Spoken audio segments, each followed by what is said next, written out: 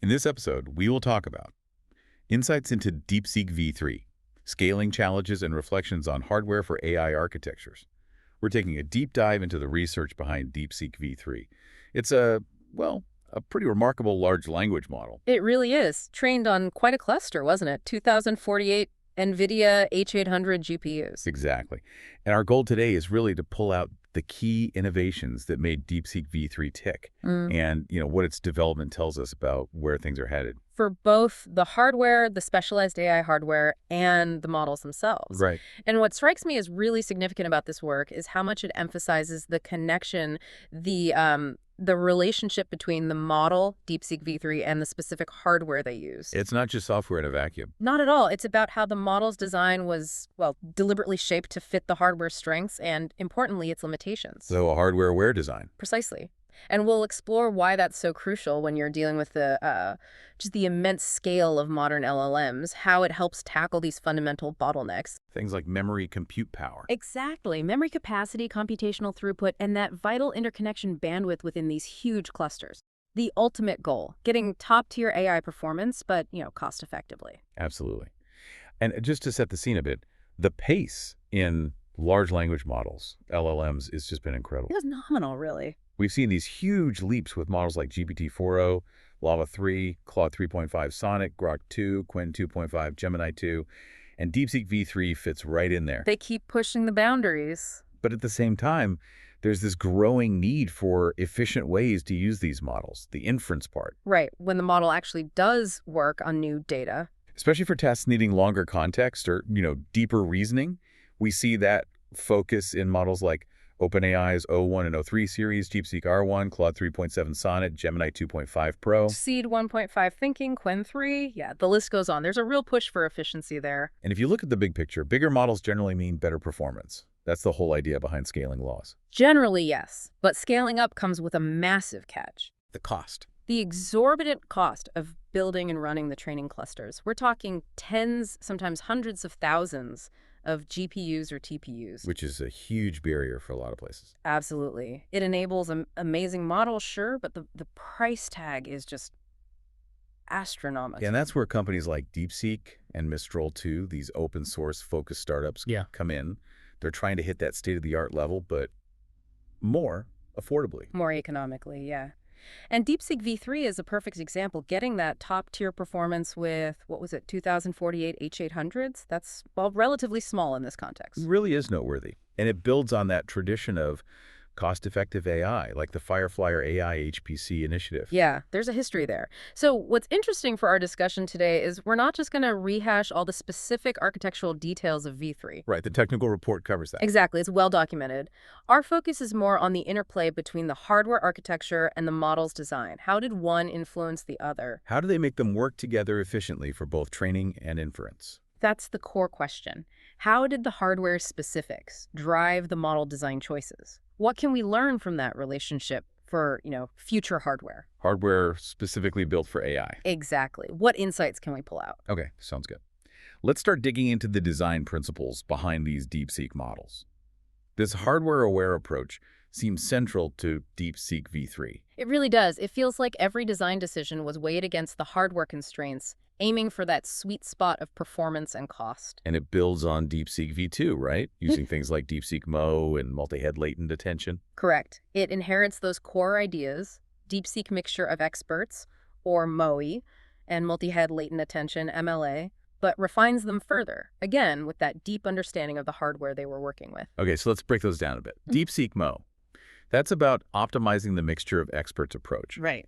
For listeners maybe not deep in the weeds here, MOE means the model has many expert subnetworks, but only uses a few for any given task. That's a great way to think about it. Like a team of specialists, you only call on the ones you need.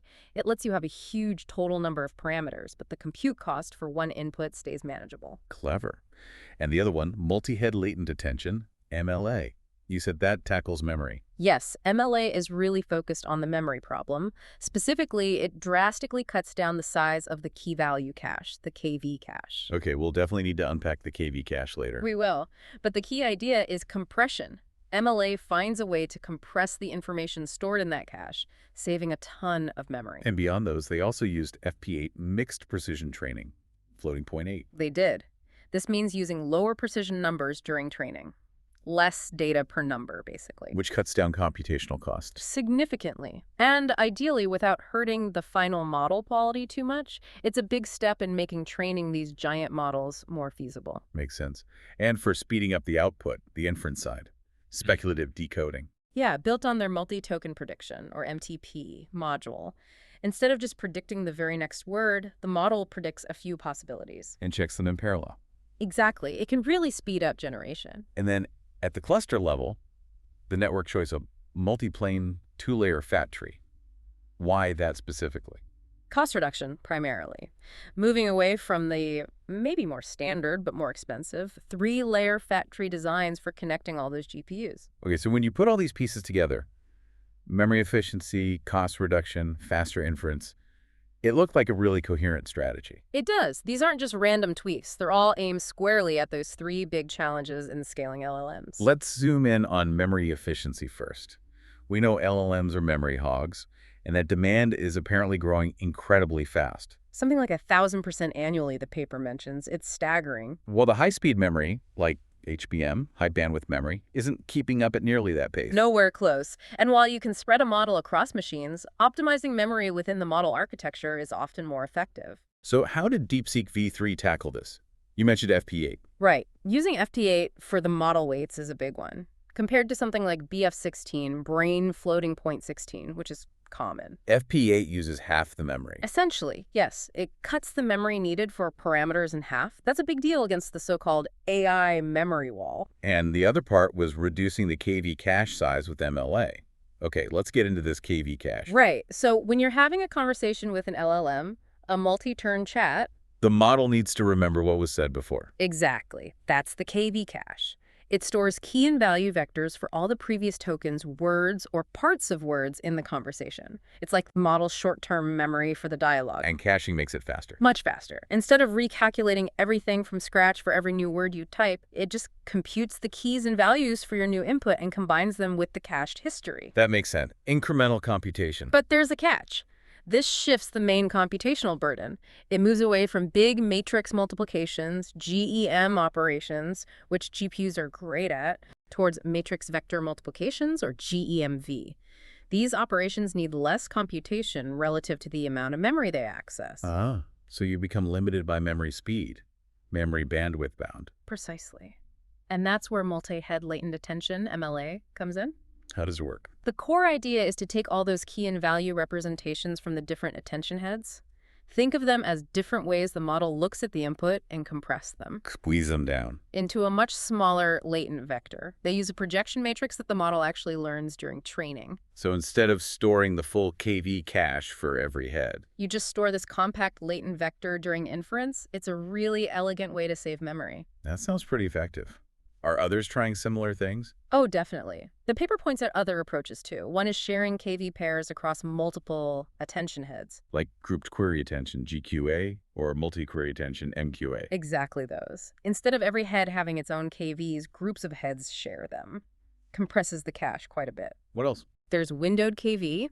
For really long texts, the model might only keep the KV cache for, say, the most recent chunk of text, discarding older stuff. Saves memory, but could hurt understanding of long-range dependencies. Potentially, yeah.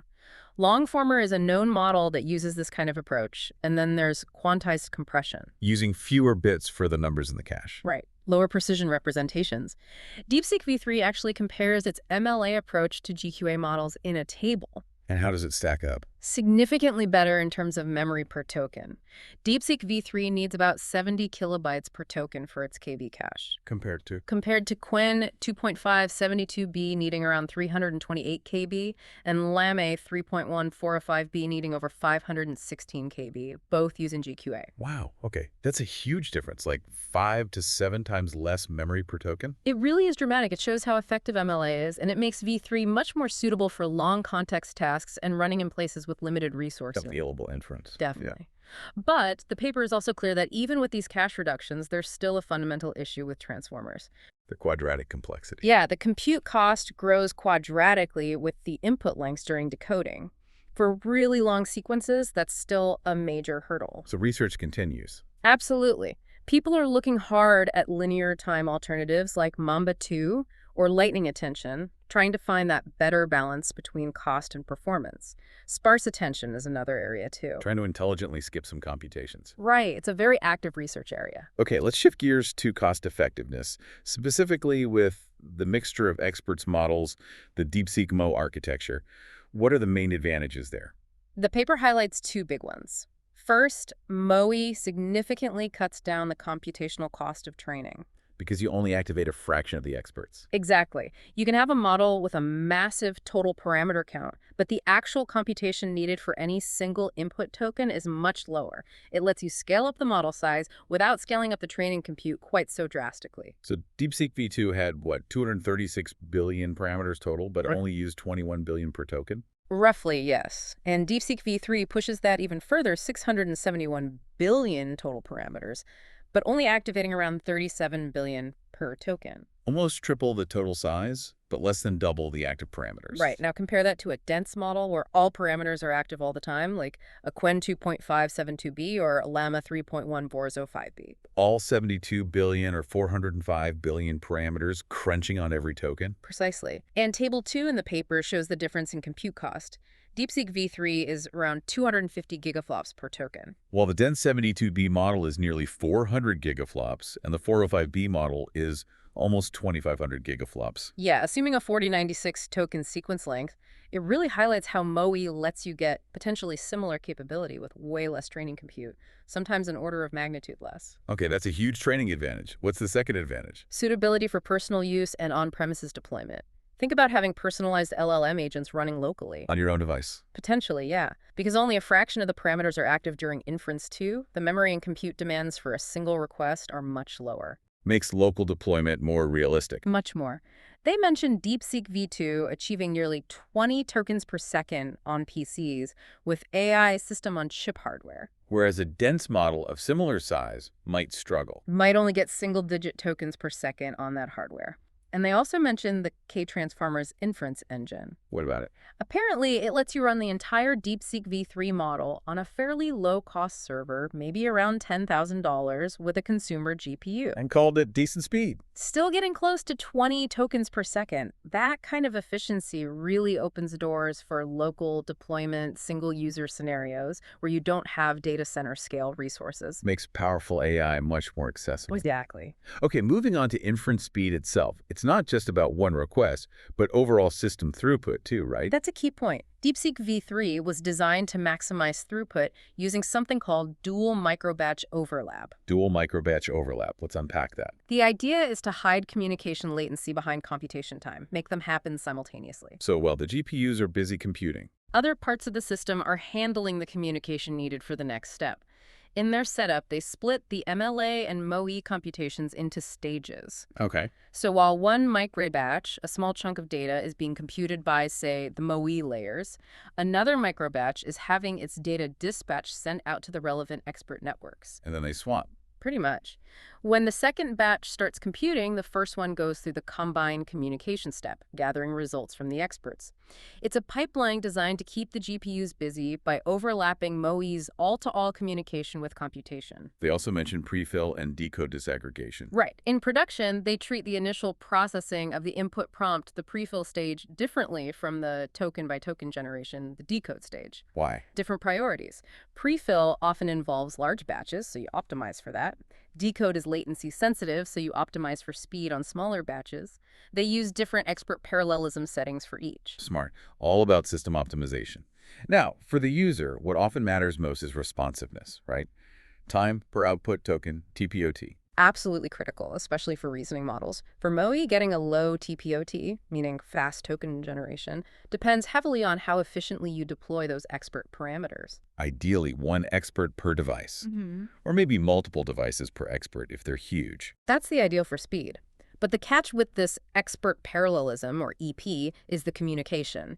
You have to route tokens to the right experts, which means a lot of all-to-all traffic. So the network becomes the bottleneck. The interconnection bandwidth sets the ultimate speed limit for MOE inference. They give a calculation for this, don't they? Using InfiniBand. They do. For a system with 400 GBPs and InfiniBand NICs, they estimate the communication time for the two all-to-all steps in EP takes about 121 microseconds. Okay. And with that dual microbatch overlap, the total time per layer is roughly double that, maybe 242 microseconds. And DeepSeek V3 has 61 layers. Which gives a theoretical total inference time of around 14.8 milliseconds per token. That translates to about 67 tokens per second. Theoretical maximum. Very theoretical.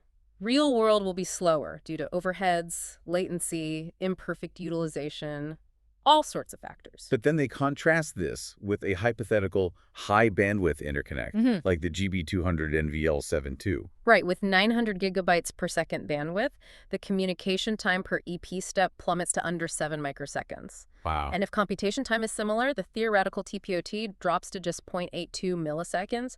That's like 1,200 tokens per second.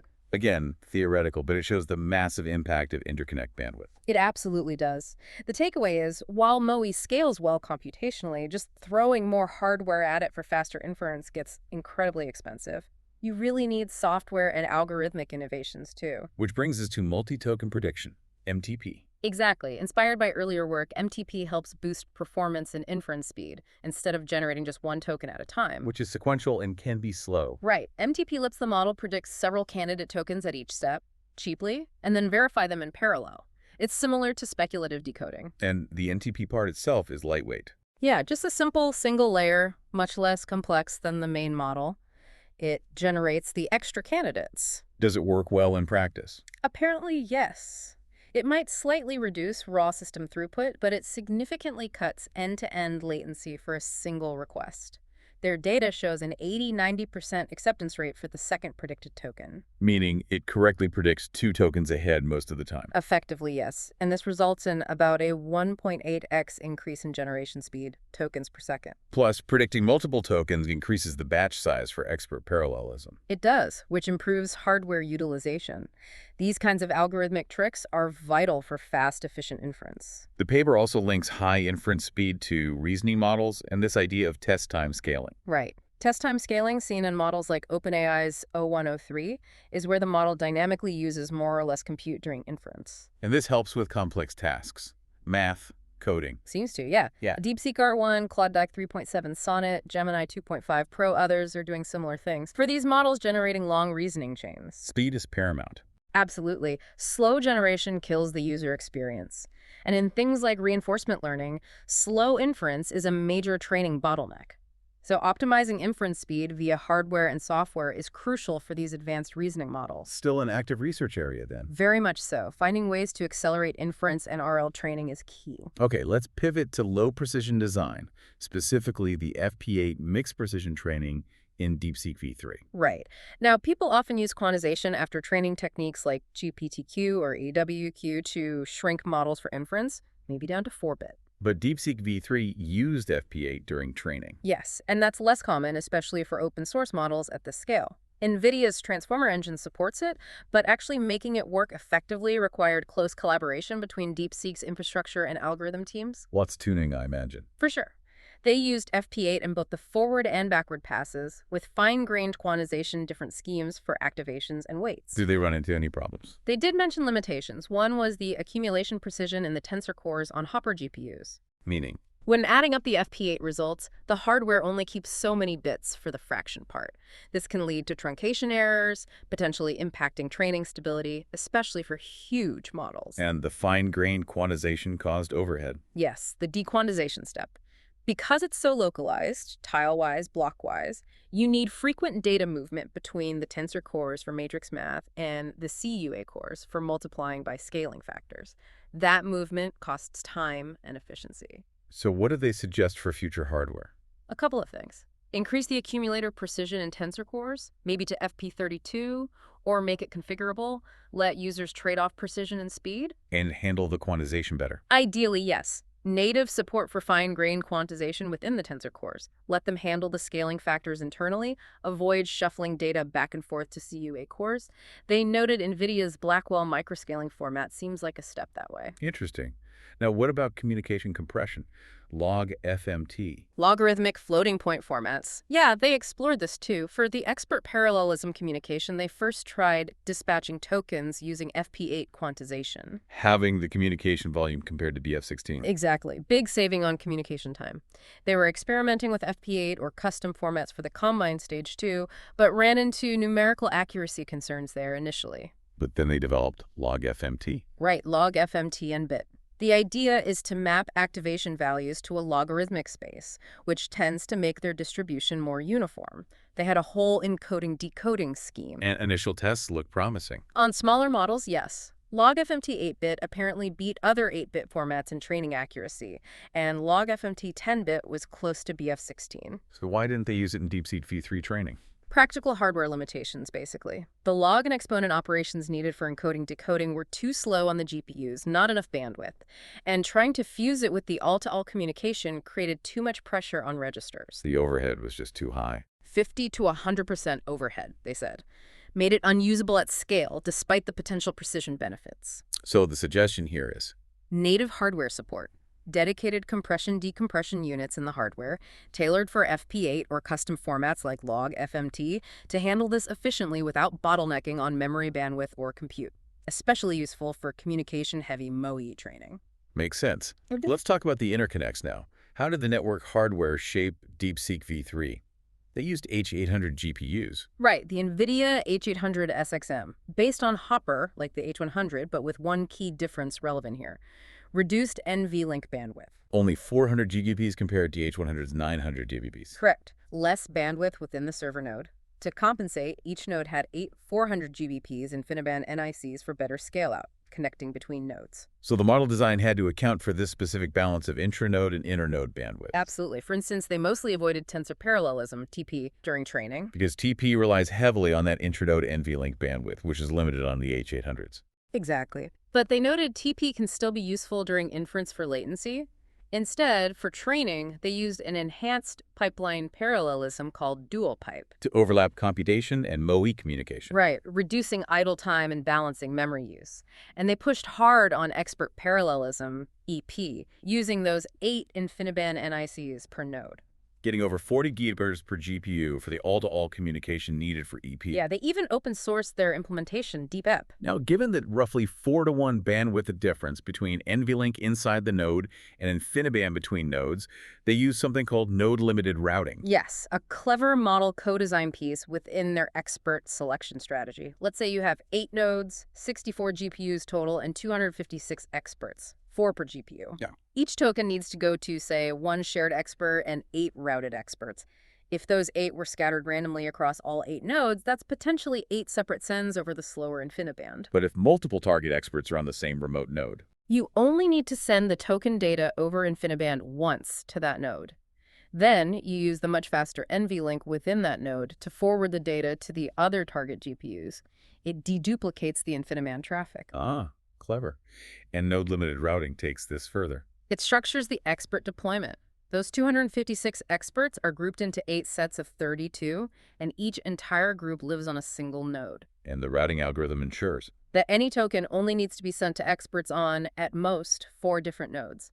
This drastically reduces the load on the internode InfiniBand network by leveraging the faster intranode NVLink for local forwarding. mitigates that bandwidth disparity. Significantly, but it does add complexity to the software communication kernels. Because you're dealing with these 2 different speeds and forwarding logic. Exactly, and it turns out the GPU's own processors, the streaming multiprocessors or SMs, end up doing a lot of this communication work, managing queues, forwarding data over NVLink. Taking cycles away from actual computation. Right. They estimated up to 20 SMs per H800 GPU could be busy with communication tasks during training.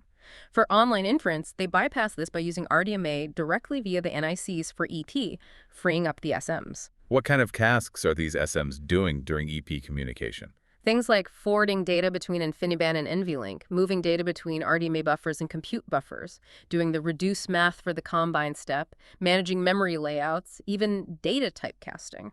So the recommendation is to offload this. Strongly. Future hardware should integrate intranode and internode communication better. Have dedicated co-processors handle network traffic management and forwarding between NVLink and InfiniBand Ethernet seamlessly. Hardware-level integration. Yes, maybe even hardware support for dynamic traffic deduplication to optimize strategies like node-limited routing. They mention emerging standards like UEC, Ultra Ethernet Consortium, and UA-Link aiming for this kind of convergence. And UB Unified Bus, more recently. Right. But beyond specific protocols, they focus on convergence at the programming framework level. Unified Network Adapters, NICs, or I/O, dies connecting to both scale-up, scale-out networks, maybe with basic switching, single address. Also, dedicated communication co-processors on an I/O die to offload packet processing from GPU SMs. Hardware acceleration for communication tasks. Exactly. Flexible hardware mechanisms for forwarding, broadcast, reduce. And crucially, hardware synchronization primitives like acquire-release semantics to handle memory consistency and packet ordering without complex software protocols. Another issue they found was bandwidth contention, particularly with PCIe. Yeah, the lack of flexibility to dynamically manage bandwidth between NVLink and PCIe traffic. So for instance, transferring the KV cache from CPU memory to GPU memory over PCIe. Right, that can saturate the PCIe link. If you're also doing heavy InfiniBand communication for expert parallelism, which often also goes over PCIe to reach the NIC. They compete, causing slowdowns and latency spikes. Precisely. So they suggest first, dynamic NVLink PCIe traffic prioritization, hardware support to prioritize traffic types, EP, TP, KV, cache transfers, maybe using PCIe traffic classes exposed to the user. And second, I/O die chiplet integration. Put the NICs on the processor package, connected directly to the compute die, bypassing the PCIe bottleneck for network traffic. Tighter integration. And finally, improving the CPU-GPU interconnect within the node. Using NVLink or similar high-bandwidth fabrics instead of just PCIe for communication between the CPU and GPU, especially for offloading parameters or KV cache data. Okay, let's look at the large-scale network design itself. The multiplane fat tree, MPFT. Right. This was the scale-out network they built for training DeepSeek V3. Each node has 8 GPUs, 8 InfiniBand NICs. Each GPU-MIC pair gets its own logical network plane. Plus a separate Ethernet row C NIC for storage traffic. Correct. They used 64-port InfiniBand switches.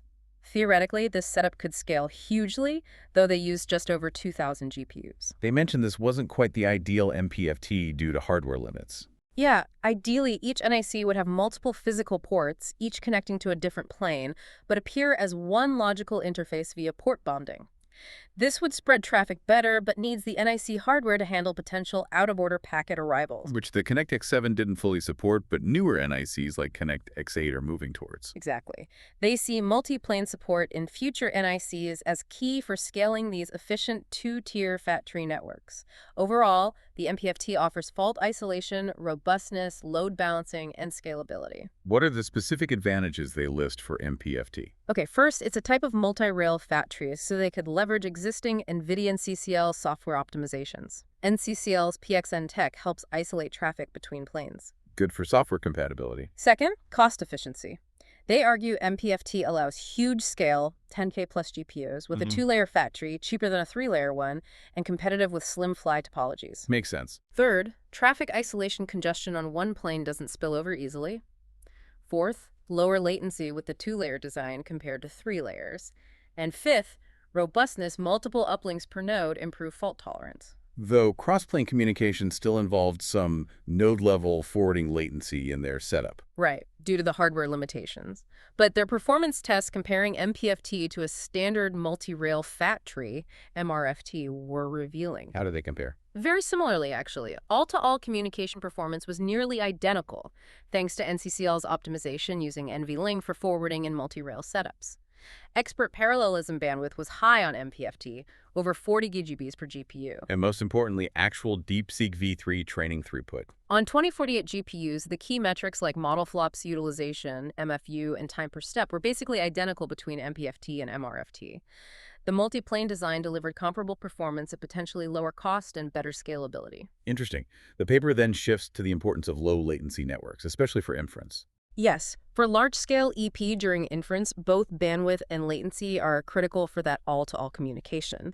Even microsecond differences in network latency matter a lot for TPOT. They compare InfiniBand and ROSA's E again here. They do. InfiniBand generally wins on raw latency, making it preferred for these sensitive workloads. But it's pricier, and switches have fewer ports, limiting scale compared to Ethernet ROC. So how can ROSA E be improved for these AI workloads? They suggest specialized low-latency ROC switches, stripping out unnecessary Ethernet features to focus on RDMA performance. Think Slingshot or upcoming Broadcom tech. Optimize the hardware. What else? Optimized routing. Default equal cost multipath ECMP in ROC can cause congestion with predictable AI traffic patterns.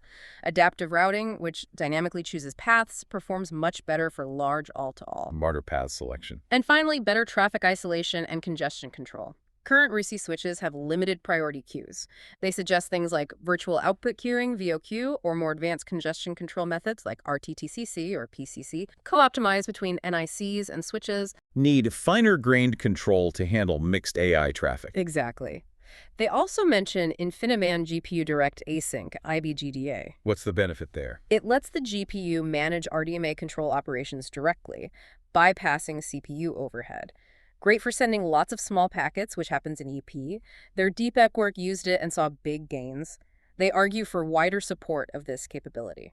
Okay, so wrapping up, the final section reflects more broadly on future hardware design. Yeah. Based on all these experiences. Right, summarizing the insights on scale-up networks, low-precision support, scale-up, scale-out convergence, Ethernet improvements, and then adding some broader point. Like robustness challenges. Yes, interconnect glitches, single hardware failures, nodes, GPUs, ECC errors, and especially silent data corruption are major headaches for large-scale, long-running AI jobs. So they suggest. More advanced error detection beyond basic ECC checksums, hardware redundancy checks, and better diagnostic tools for users to find these silent errors. What about CPU bottlenecks? CPUs are still vital, but PCIe between CPU and GPU is often a bottleneck. They reiterate the need for better direct CPU-GPU interconnects, NVLink, Infinity Fabric, or tighter integration. Also highlights the need for high CPU memory bandwidth, high single-core speed for latency tasks, and enough CPU cores per GPU. And looking ahead at networks, towards intelligent networks. Yeah, future networks need low latency and intelligence. Co-packaged optics for bandwidth efficiency, advanced congestion control for lossless operation, adaptive routing as standard, efficient fault tolerance protocols, dynamic resource management for mixed workloads. Lots of desired network features there. What about memory-semantic communication? It can be efficient, but faces memory ordering issues, often needing explicit slow memory barriers. Similar problems exist in RDMA. They argue for hardware support with built-in ordering guarantees, like acquire-release semantics enforced by the hardware receiver. They proposed a specific mechanism. Region acquire-release, RAR, where the receiver hardware tracks memory state with a bitmap, could make ordering efficient and hardware enforced for both memory semantic and message semantic RDMA. And in-network computation or compression. They see potential for hardware support for EP dispatch, like multicast, but think EP combine reduction is harder to do flexibly in network. They reiterate that native hardware support for Log-FMT compression could optimize communication bandwidth. Needs hardware acceleration, though. Definitely.